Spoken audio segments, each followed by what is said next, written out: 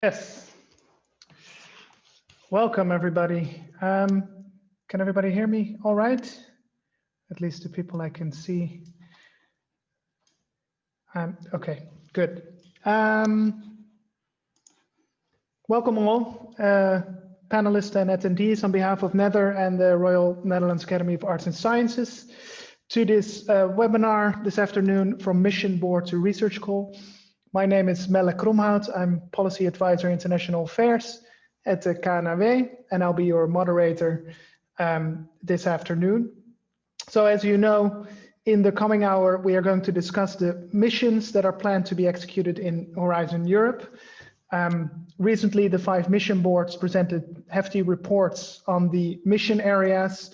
So just to remind you, there are 5 mission areas: cancer, adaptation to climate change, including societal transformation, healthy oceans, sea, coastal, and inland waters, climate neutral and smart cities, and soil health and food. And so the question remains how these ambitious reports will be used to develop more concrete research programs and calls, or in other words, how they can be translated into actions that lead to desired results. Topics we might address over the coming hour are thus the goals and ambitions of this program, its implementation, its ways to evaluate. And especially for everybody joining, it's important to bear in mind that this is still very much in development. So many of the more practical questions might remain unanswered, but we do hope that this session will give you a clear idea of where things stand right now and might go in the coming months and years. So to briefly set out the structure of today's webinar, what we're going to do, we begin with 2 presentations, short presentations by key stakeholders. So first up is Hein Pieper, Dijkgraaf, or chairman of the Water Authority Rijn en IJssel, vice president of the Dutch Regional Water Authorities, and in this context, most importantly, member of the Mission Board for Adaptation to Climate Change, including societal transformation.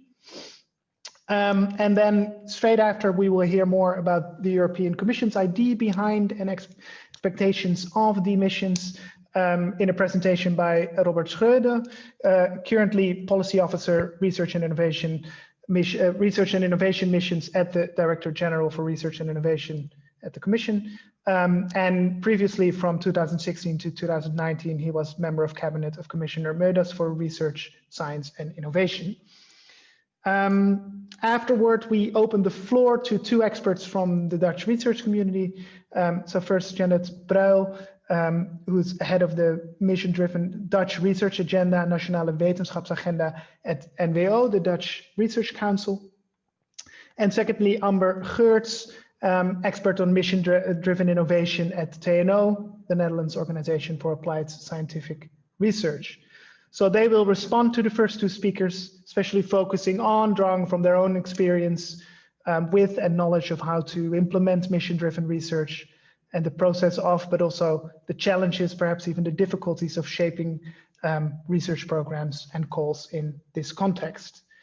So in the ensuing discussion, hopefully kind of the final 20 to 30 minutes of the hour, we will try to incorporate some of the questions you submitted on registration. There were many, so we probably won't answer all, but we'll do our best. And during the session, as you know, you'll also have the opportunity to ask questions in the chat, and we will try to keep an eye on that as well.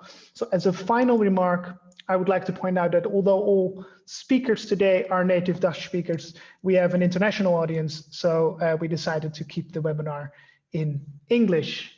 So without further ado, I now would like to give the floor to Hein Pieper for the first presentation. Hein. Thank you very much, Melle. Could you give me, thank you very much, Joep. Good afternoon, everyone. I would like to give a personal reflection on my work in the mission board, and that was climate adaptation and societal transformation. You see here the photo of the members of the board. Something that was told us again and again from the beginning was that the missions are no traditional R&I programs, despite the fact that they form an integrated part of the Horizon Europe program. And that was very difficult for some of the members of the board, because they are mostly members of the scientific society, scientific world.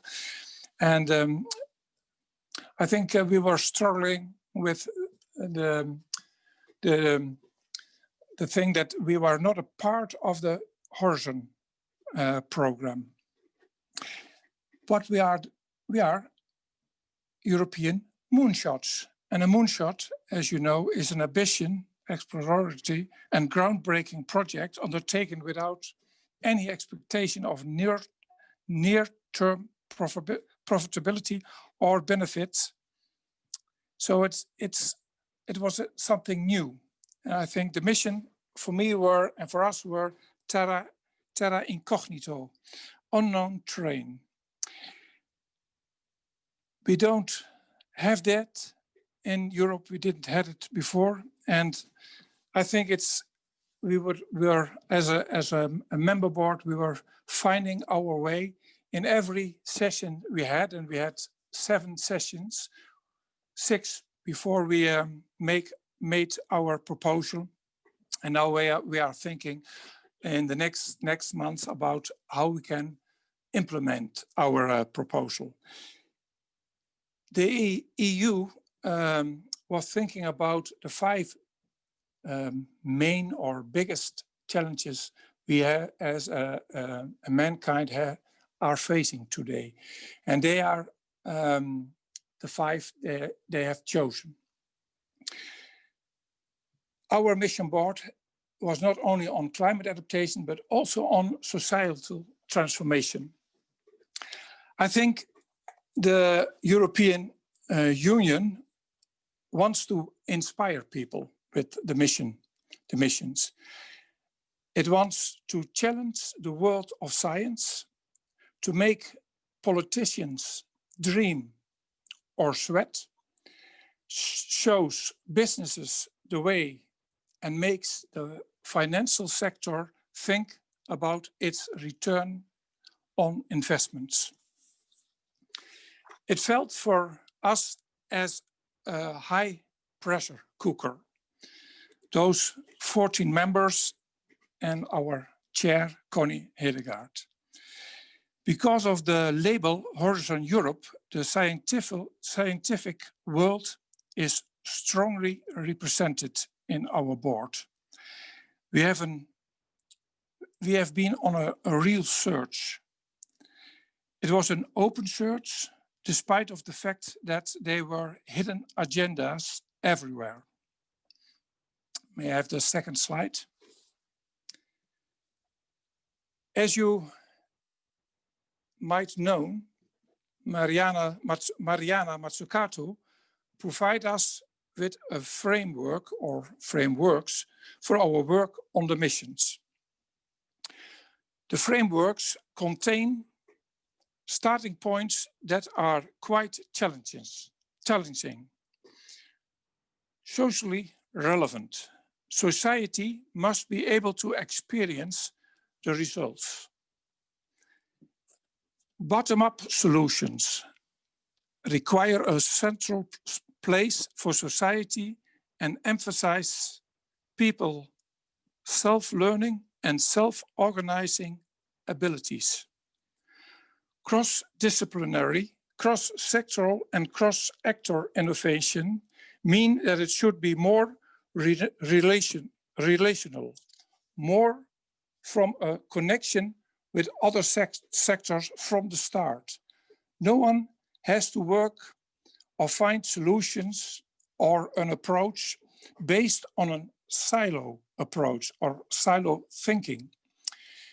And most of all, it has to inspire people, inspire society.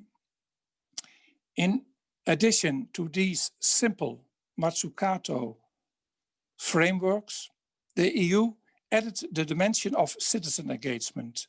Our missions were to be tested and improved in meetings with citizens. We didn't know at the start that that would be a real challenge because of the COVID crisis. But this citizen engagement is not only a challenge for us as a mission board, but also for the scientific world and the governance world who have to implement the missions, because the citizen engagement should be a part of the Horizon missions all the way in the implementations, in the how do you call that? No, I will find that word. I'm looking for the word. Please, the third slide. For us, as the mission of climate adaptation, the objectives of the mission climate adaptation societal transformation should be also read in the light of Matsukato's frameworks. Our definitions of the mission is a climate resilience Europe. Prepare Europe for climate disruptions and accelerate the transformation to climate resilience and just Europe by 2030. I would like to emphasize the words resilience, prepare, and just. Resilience, because we don't really know what of which challenges we are facing. We need to strengthen resilience in society, in businesses, in healthcare, and so on. How can we cope with the problems that are coming toward us? And I think the COVID crisis shows us what can happen if we are not prepared. Just, especially injustice, inequality, leads to increasing tensions. All the regions must be able to come along. The strong regions will cope, while the weak regions will be hit harder again and again. Therefore, we introduce the word twinning. Twinning, every call, every project has to share its knowledge, its resources, its manpower with the weak regions. It's a prerequisite. Back to our goals. You can read it. All the regions in Europe have insights on the impact of climate change. We would like to have 200 regions by 2030 that have adaptations plans ready. That means 2/3 of Europe. And we would like to have at least 100 regions or communities, that could be 25. We would like to have in every country a region involved in this mission. But in those regions, you could have 2, 3, or 4 communities. That could be cities, or it could be municipalities, but also other kinds of communities that have deep demonstrations that can show us what it means to be prepared on climate adaptation. And this approach is based on, and don't forget that, resilience of environmental system, social and economic systems, and the political system. The next slide, please. Anyone who analyzed the missions proposal will notice that they are actually represent a systemic change. In any case, the 3 I have read, climate, oceans, and soil. The objectives of these 3 missions cannot be achieved in the current economic model. They put the axe at the root of the system that Europe and the EU now embraces. I think that all the board members indicate that the need is very high. We have very little time to make drastic changes. It is mainly about the what. All the missions proposals are speaking about what has to be done. And we are still thinking about the how, but it is about the how that is the most important thing of the missions. How should this be implemented? That is the big question to be answered in the implementation phase. I hope that we will work this in the coming months and hope to present the blueprint before June next year. So it's not about more big data. It's not about more research. I think we have decades of research in the closet, but how we are really going to get moving, that is the big questions of the mission boards. The proposals are appeals to the whole of Europe, not just to the European Commission. The resources required by the proposals far exceeds the EU capacity, both in terms of manpower and financial resources. So it's not an R&I program as requested by the Commission. That is more than clear. But hopefully it is a way to respond to the greatest challenges we are facing as mankind. Next slide, please. It is about governance.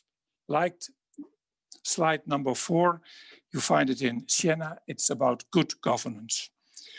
Climate change and climate adaptation is mainly a social issue. It therefore also has a lot to do with governance, because governance is not only about the what, but also about the how. And values are playing a decisive role in good governance. They are often denied under the guise of objectivity. These are the values of the European Union. You find them in the document about what we are as a European Union and European community. And we think as a mission board, these values are at stake in the proposals. And I believe that these are the underlying drivers. The COVID crisis has also an impact on the missions. The COVID crisis shows us that we are not prepared. We have little resilience, and that just quickly comes under pressure. The climate crisis is many times greater and bigger. Finding an answer is a task for everyone, so also for the world of the science. The board has indicated what is needed. It is up to everyone to pick up the gauntlet and to join in. Last slide. As you can read, values, there are some of us who are always dare to do it on their own. Thank you very much for your attention. Thank you very much, Hein Pieper. I would just want straight want to go to Robert Schreuder for the next presentation, and then we'll go into the discussion and questions. Good, thanks very much, Melle. I don't have any slides, so I'm afraid you'll just have to do with me. But before starting my presentation, so the story from the Commission, I just want to say thanks to Hein Pieper for his presentation, because I think he has really mentioned a number of very important messages already that I want to share with you as well, about what missions are and about the going beyond the research and innovation elements alone. Of course, that doesn't mean that there's still a very important place for research and innovation here as well. But I think Hein really struck the right tone in his presentation about the concept. So in my brief introduction, what I was planning to do is just to say something about the background of the initiative itself, then to tell you a little bit about the state of play where we are right now, and say something that I think for this audience will be interested is the implementation part, for as far as we can say something about it right now. And that is, of course, then in particularly focused on Horizon Europe.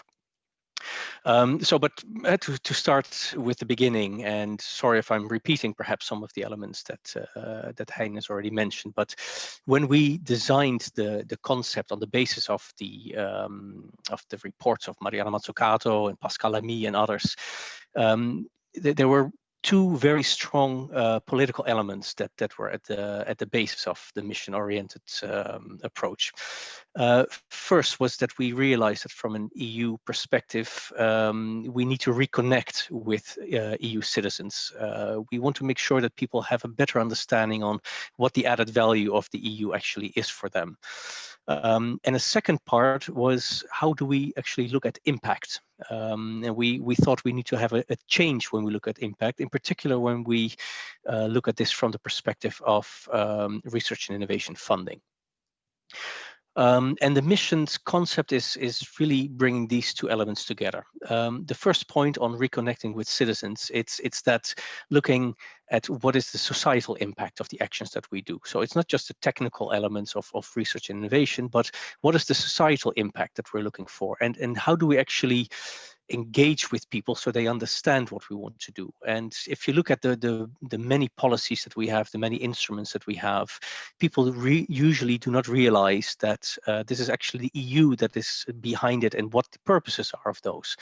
And so the idea of having a mission with a very clear objective, something that you can say you've achieved it, yes or no, something that is set in time by when you want to achieve it, and something that is relevant for people that they understand. That is the core of the missions. So you really make clear to citizens what we as the EU and in cooperation with member states and private sector stakeholders and regions and all other relevant actors, but you make clear this is what we want to achieve to address some of the major issues that people are facing in their daily lives, and the 5 mission areas reflect those points. And this was the task that we set to the mission boards: come up with proposals that really make it very clear for people why you should support the EU, what the EU is going to commit to delivering for you. Then the second part, how do we look at impact? Of course, when we provide funding for missions, for research and innovation actions, for each of these actions, you need to make sure that you measure what the impact is. So you set your indicators, etc. But for the missions, you take this to a different level. You don't look at each individual project by itself, whether it's achieved its objectives, but you go much further and you say, and this is what we call the portfolio approach, over a period of time, for example, 10 years, you do all kinds of smaller actions, and you look at these actions for their individual merit and for their own impact. But on top of that, you look at the broader impact. What have all these smaller projects in that wider portfolio of the mission achieved? Do all these small elements achieve the objective of the mission that we have set in the beginning? So the sum of all the small parts is much bigger than only the small parts looked at them individually. And this is really the concept. And by this, you can go much further than only the technological or the research impact that you would normally look, but all of them bringing together, you can have this societal impact. And this becomes even more important if you look that the mission concept is really rooted in research and innovation, but should have this societal objective. And that means that you have to go far beyond only research and innovation activities. So also in the way that you measure impact and the whole portfolio, that should go beyond the individual research and innovation activities. You need to start looking at, for example, and this is, I think, really relevant in the case of the climate adaptation mission, but also in most of the others, you need to look at deployment. Well, this is something that Horizon Europe as an instrument cannot do. it just doesn't have the legal basis, as we like to call it, to fund deployment actions. So you need to look at other ways of funding the deployment. Because I think it's clear, if you look at something, a mission like climate adaptation or the oceans mission, you will not be able to reach these objectives only by research and innovation activities. You need to make sure that there's a policy framework that actually supports the uptake. You need to make sure that behaviors are being changed, that people actually want to use the solutions that are being offered. So it's a much broader framework that will make you hopefully achieve over a certain period of time the mission objective. Now, just to say something about where we are right now, we've seen the very impressive reports of the mission boards. So this was their advice to the Commission, and they've delivered that at the end of September to the European Commission. And these are really impressive pieces of work.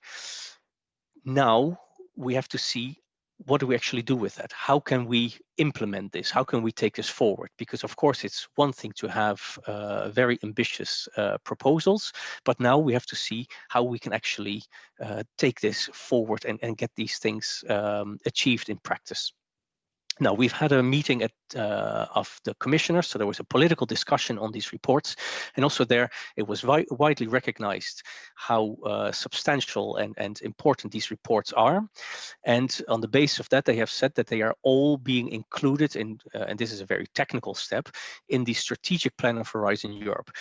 In short terms, they are all taken forward as they are right now, but with one very important condition.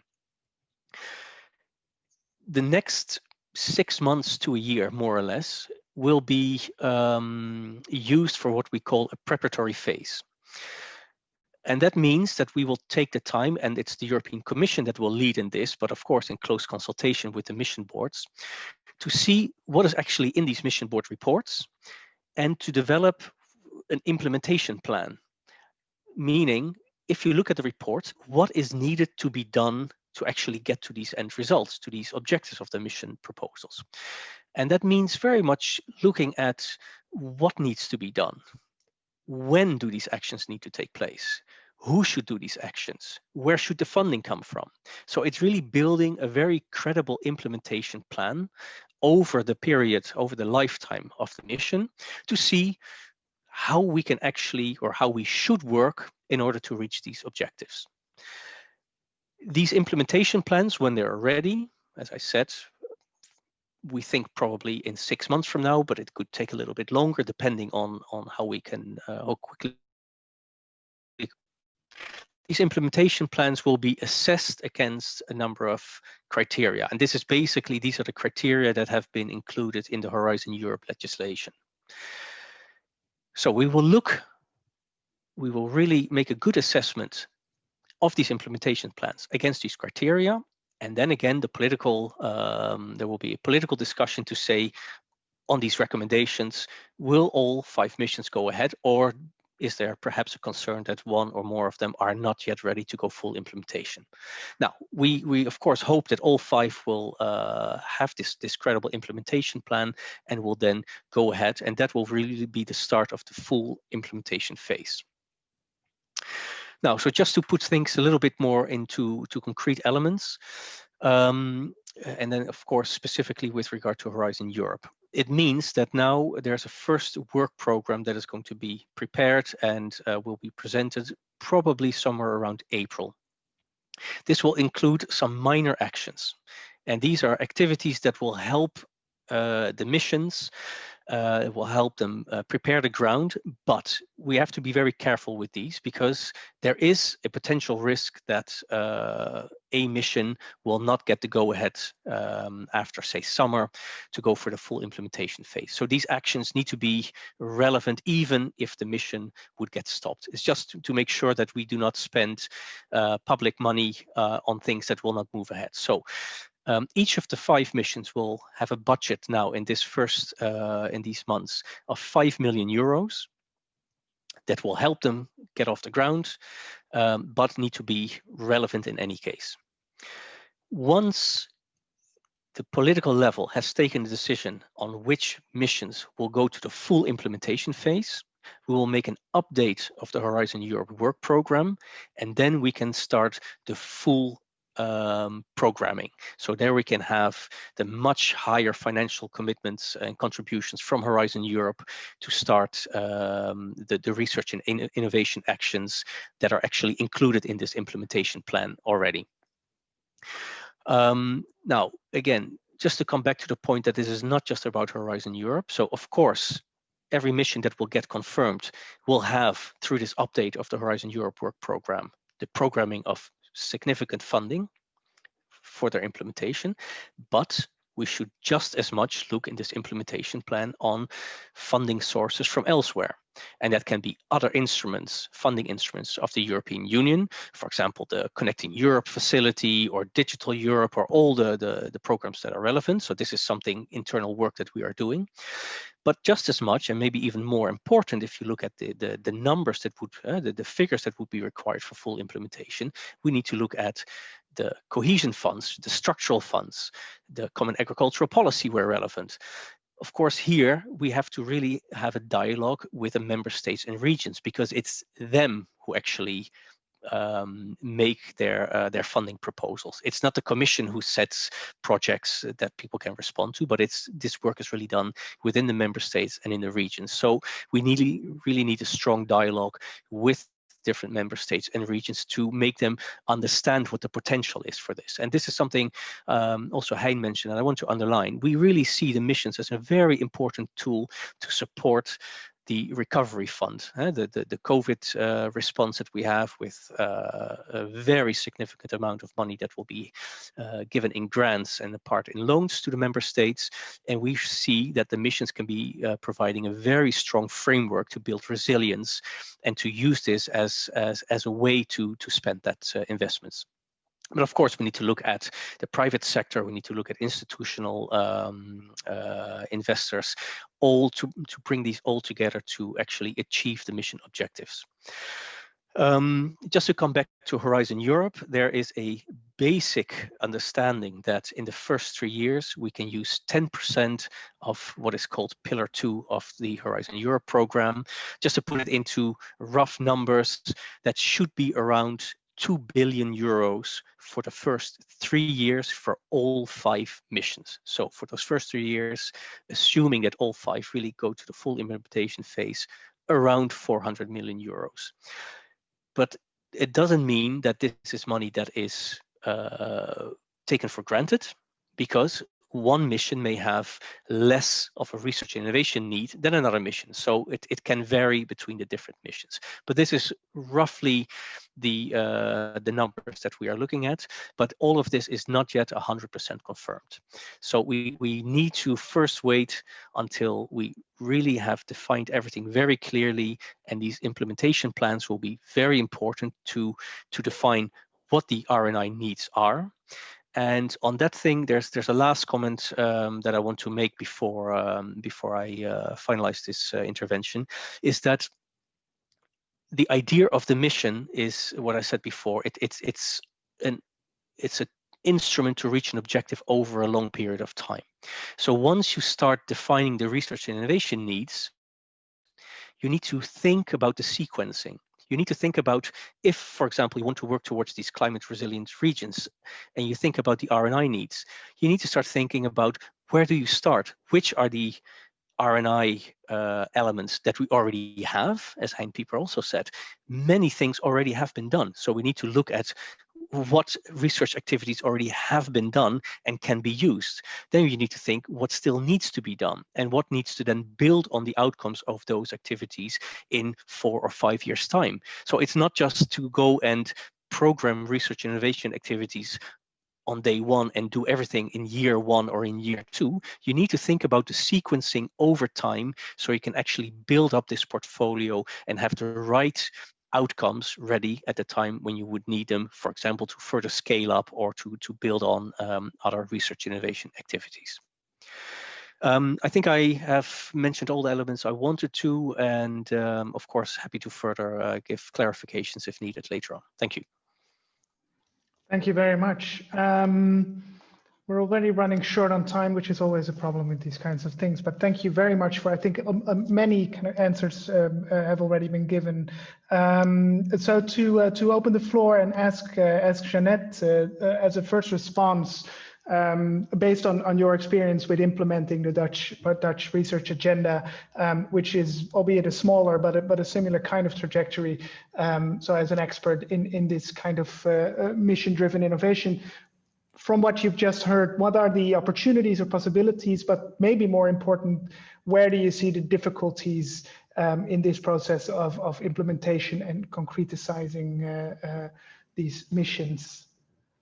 Yeah, thank you for inviting me to this session. Well, I'm working at the Dutch Research Council, so of course I'm talking from the perspective of funding and funding research and innovation, and we have the Dutch Research Agenda, but also the Knowledge and Innovation Contract.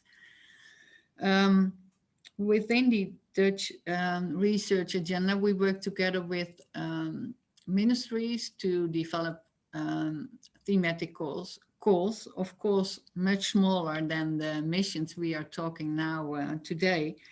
But from my experience, I think it's important to realize that with funding, you stimulate into a certain direction, and also you make things possible. So within the Dutch Research Agenda, we think it's important that the consortia work together with all kinds of disciplines, knowledge chain, broad, and with societal stakeholders. So in a productive interaction. And we stimulate that, but we also make it possible to get funding for those kind of activities. And we ask researchers, but also experts on outreach of science to develop innovative projects to involve citizens into science. So I think that in making a program of those missions, it's important to realize what you want to achieve and what you want to make possible with your funding, and to make good decisions on that, and to involve the right stakeholders in developing the program. And as Robert already said, but also highlighted that not everything can be solved with science alone. So it's important to relay to the other stakeholders so that you can make actions in a right direction and in a complementary way. Yes, thank you. Thanks. But were you? Yeah, Yes, okay. I think, yeah, for a start, it's. No, yeah, no, I was thinking because, and this might be kind of giving the word to Amber as well. I think both Hein Piepers and Robert Schroeder's presentation really stretched the ambition of this program, and the way it's very long term. It touches on basically all facets of society, and it's hard to grasp how that translates in things that people can apply for, can understand how to break it up into manageable portions. So for Amber, and I'm not sure, I'm wondering how you see this. How can you achieve some focus? How can you break it up? How can this is also a question that came in. So how can the extremely broad kind of scope be made manageable in your experience? Yeah. Thank you for the opportunity to speak and the question, of course. So in comparison to the others, I work at the Applied Research Institute. So we deal with a lot of the questions towards, for example, implementation. And specifically the Netherlands also being a bit further along in already defining the missions. We had several of those questions coming by over the last few years. Specifically, then some of these questions get maybe chopped up into different parts. What is striking at this, when I reflect a little bit on the past projects, is, for example, it was mentioned by Robert as well, this need for knowing what's out there now. So you see a lot of efforts towards doing some kind of landscape analysis, something like that, that kind of maps what is out there at this moment when it comes to the missions and the different innovations that have been done already that are relevant for those missions. So that is one thing we see happening. At the same time, we also get a lot of questions. For example, when you read some of these calls or proposals at this moment, the ambitions, you also see mentions of various elements such as technologies is important, citizen is important. And then this is then translated to the question of how actually. So another thing that we have done, for example, is look at what kind of key technologies or key enabling technologies are relevant for the different missions. And also when considering that sometimes these technologies might be relevant for different missions at the same time. So where do you then actually provide how do you position them in the governance of your missions? Do we talk about one mission alone, or do we bring them more together, for example? Especially when you talk about the technologies, I think I've read in the few of the missions, for example, the relevance of digital technologies, then there is already developments in digital technologies. So then we provide some ways to actually start thinking about how to position those different technologies within the missions. And I'm thinking now, and we had so similar things also with related to for example, the citizen engagement. If often we talk about citizens as one thing, but of course citizens and how they want to be involved and how they are involved is quite different across Europe. If you compare, for example, more Northern Europe and Southern Europe, this is quite different, and the same for more Western and Eastern parts of Europe. So then there's also the question of, is this like one way of implementation? And often there's a lot of, I would call it voice activities. So you ask, what is the voice of the citizens? But for mission-oriented innovation policies, maybe this should go further than only voice and really towards these participation elements. So this is a little bit of how did we work within this broader field of mission-oriented innovation policies and all the different missions that are out there, and kind of compartmentalize different aspects into different research questions, so to say. So maybe there were a number of questions. Maybe Robert, you would like to respond to some of the things that Amber said. Yeah, absolutely, with pleasure. First, let me perhaps say something about also the point that you make. How do you translate this ambition into more workable topics? How do you break that down? Well, this is for the research and innovation part, clearly done through the normal work program cycles that we have with Horizon Europe. And so it's the implementation plan that I mentioned. You make a long-term planning of what needs to be done when, and then these different activities will get programmed in Horizon Europe in our work programs, in sizable projects, most likely. We have to see what is the best, but along the normal activities that we have in Horizon Europe, everywhere, as we have been doing, and that are part of the rest of the program. So it's the same logic in which we will program, but of course there will be a specific part in the work program that is going to be focused on the missions. So it's easy to identify for applicants, what is related to a mission or what is outside the scope of the mission. This point on the cats, I think it's a very interesting and relevant point that is being mentioned.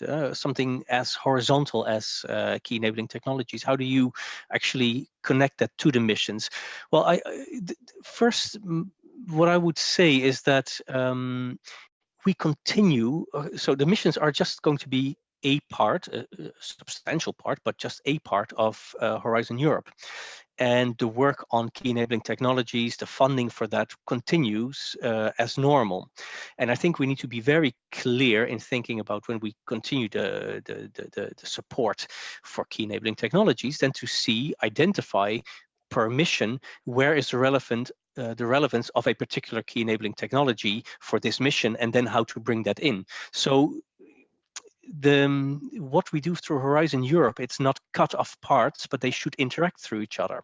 So the funding will come from this part of this pillar 2, the global challenges pillar of Horizon Europe, but we need to have all the interaction possible between the partnerships that we fund, between the European Research Council, the European Innovation Council. All the different elements should work together to work towards these mission objectives. But it's just to say that for the real directly research innovation actions that we directly attribute to a mission that we see as necessary to program to achieve the objectives, they will be in a separate work program. But the rest of the work continues and should, where relevant, interact with the mission implementation. The citizen engagement point, it's a very, very good point that Amber mentions. Clearly, this is not something you can do the same way for people in, say, Greece as you would do them in Sweden or in Finland or in Belgium. So it's not the idea of the missions that you do sort of like one activity that will be applicable to all citizens per mission. It's part of the implementation plan. So we see the citizen engagement. We want to engage with people to see what they found important. That's in this development phase that we have now finalized. Then we need to involve citizens in implementation, and you should do that as locally as possible. If you look at the climate adaptation mission, you should of course do that per region or community where this is going to be implemented, and you should adapt your citizen engagement according to that region and its characteristics. The same for the cities mission, for example. You do that per city and try to engage people in the implementation of that. For the soil mission, you probably have to work with different kinds of communities of farmers or other interest groups. So it is really something that needs to be at the lowest possible level to be implemented.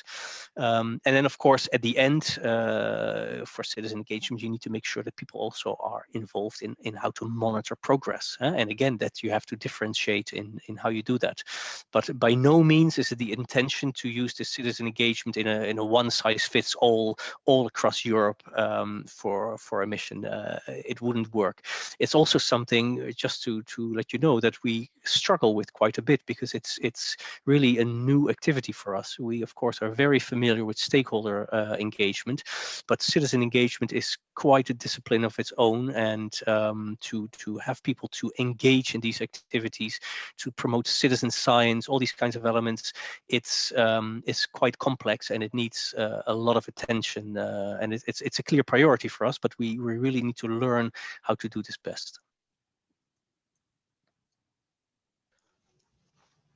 As a follow-up question to Hein Pieper, I'm not sure whether he's still with us or just put his video. Yes, there he is.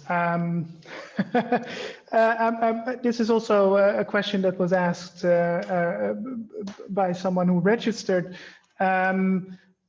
I wonder what you see as the role of the mission boards in this process of implementation. So Robert says that the European Commission will be in the lead here, but the mission boards will still be consulted, because you are in a way the guardians of some of the goals that are presented here, and also, you know, to make sure the ambitions might not be too watered down too much. So how do you see this dynamic between those parties? I think that the mission boards have a limited scope of being a part of the missions. This mission board was more for the what. What would be the goal of the mission? And I think if the missions will go ahead, you need other mission board members. It could be members of this mission board, but I think it would be, we are struggling with the implementations. Most of the mission board members are science oriented people. They are very clever. They know a lot of what the problems are and what we should do, but how we should do it, that's for them a big problem. And it's impossible for everyone to know everything about everything. So I think our part will be of our scope will be to, I think, June, and we will be in with the Secretary of the European Union talking about the implementation plan. But I think then our mandatory will end, and you need another kind of mission board. But you need a mission board. You need guardians. I agree with you that we need guardians that are, you know, like maybe sometimes like a fly, other times like a wasp, or maybe sometimes like the honey or the guardians of the mission. I wouldn't let it all be done by the European Union, because also I mentioned it's not the missions are not only for the European Union, they are for everyone in the European society. So we as a society should be adopting the missions also, not only the European Commission, but also businesses, the financial sector. And that's also a part of the projects that will be implemented. You have to be not only the citizens, but also businesses, financial sectors being involved. And therefore, I think it's good to have a mission board that has a clear role, but maybe other members.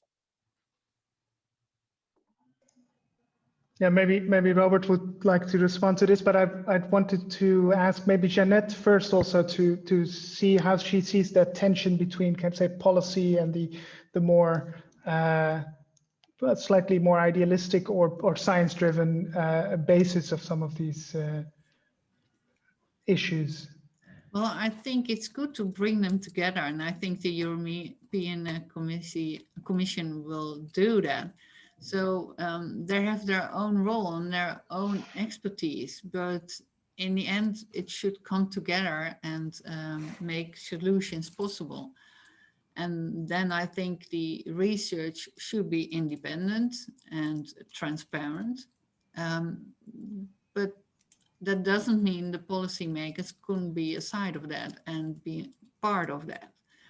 So it's good to combine different perspectives into the research, into the committee that that monitors the research, to be a fly on the wall, so to say, to make things happen when the research is being conducted.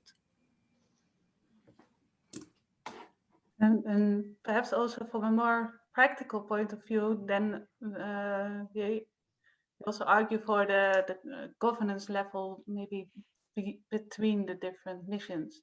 So that not only the missions should have their fly on the wall, but also the entire process requires this governance mode in which the different missions and the connections between them are really clearly identified and monitored by these mission boards, or a new board in that sense, if that's the governance that is going to be chosen.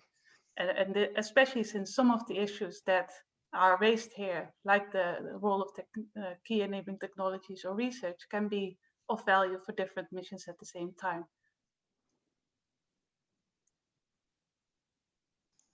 Yeah, so as we are already kind of running out of time, and there are many more questions also in the chat box that might not have been addressed now. So I'm sorry for that. But as a kind of, I would like to invite Robert as a final remark to maybe respond to some of these issues, but also think about the question as from the European Commission's perspective, how you think what in your view would be a successful run of this program? When would a mission be a success when we're looking back at it? Good, thanks. Well, just to perhaps start briefly with that governance issue of the role of the mission board. It's very clear for us that the mission boards are a very important element of the whole mission concept, and that the mission boards are there for the lifetime of the mission. But I should say, and I think Hein put this very correctly, the mission boards are clearly identified as an advisory group. So it's we cannot expect, and it should also be it would not be good public governance if we would put a mission board in the shoes of designing research and innovation activities and the funding that goes with that. We can just this would be completely against all our ethical standards and just the legal basis of the Horizon Europe program. So this mission board or these mission boards have had the concrete task to develop for us the proposals for missions, advise the Commission on that, and we have received that advice, come up with a credible implementation plan, and do that, of course, in interaction with the mission board to make sure that we keep the ambition, to make sure that we keep the principles of what was in there. But we need to, if the Commission wants to commit to something, we need to be able to know whether we can actually deliver on that through our instruments or policies or whatever means. So that is ultimately up to the Commission. Then when we go into the full implementation, hopefully sometime soon after the summer, we indeed will change the composition of the mission board, and those who are a member now and would like to stay on, of course, that opportunity is there. But it's a different phase, and it's not indeed so much more about the what, but about the how. And then you need to look at different people who can advise you in that, and you may need some different people, and you need to make sure, of course, that there's no conflict of interest. That's a key issue. But then just to respond to your final question, I would say, when is a mission a success? Of course, the easy thing is to say after 10 years that we've achieved the objectives. I think it would already be an incredible success if we actually can get this concept of the missions really recognized within the European Commission, but also across the European member states as a different way of working. To have this different way on how you look at impact and how you look at the role of the public sector in addressing these issues. Because what we're trying to do with the missions it's really not an easy task. It means that by design, you bring together the different disciplines you have in a public organization. So that means for us, from the Commission, for example, bringing together the research and innovation element, the investment angles, the policy angles from different kinds of policies that all interact in such a mission. This is a huge change in how we do public policy. And I think in most member states, this is the same. There is this very often still a silo approach, and doing this bottom up to work towards one objective, a societal transformation, through bringing together all these different elements in a coordinated way would be an enormous success in how we deliver public policy. So the missions are really much more than this research innovation activity that still some people identify it with.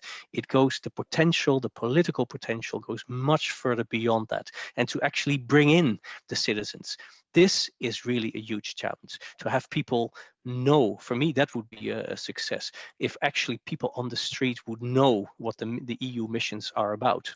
It's a huge ambition. Let's see where we get. But if some of these elements we can get right, I think we can really be quite satisfied with that. But again, it's a high ambition, and we're only at the start of a very long and complex process. Thank you. Thank you very much. Well, as it's already past 4, I guess this wraps up our session. Clearly, there's an hour was not nearly enough to cover even a fraction of the questions and the issues at stake. But I hope we have or we have some sense of where this is going, where this stands. I would say it'll be a good idea to get together again in a few months, or when these implementation plans are more developed, and see where it stands then, and how we go from there. I think it's very helpful to think this through and keep talking and thinking about this. So I'm a big thanks to our participants for their time, and also to everybody who attended for their time and attention. Thank you very much. Thank you. Bye-bye. Bye-bye. Thank you. Bye-bye. Bye.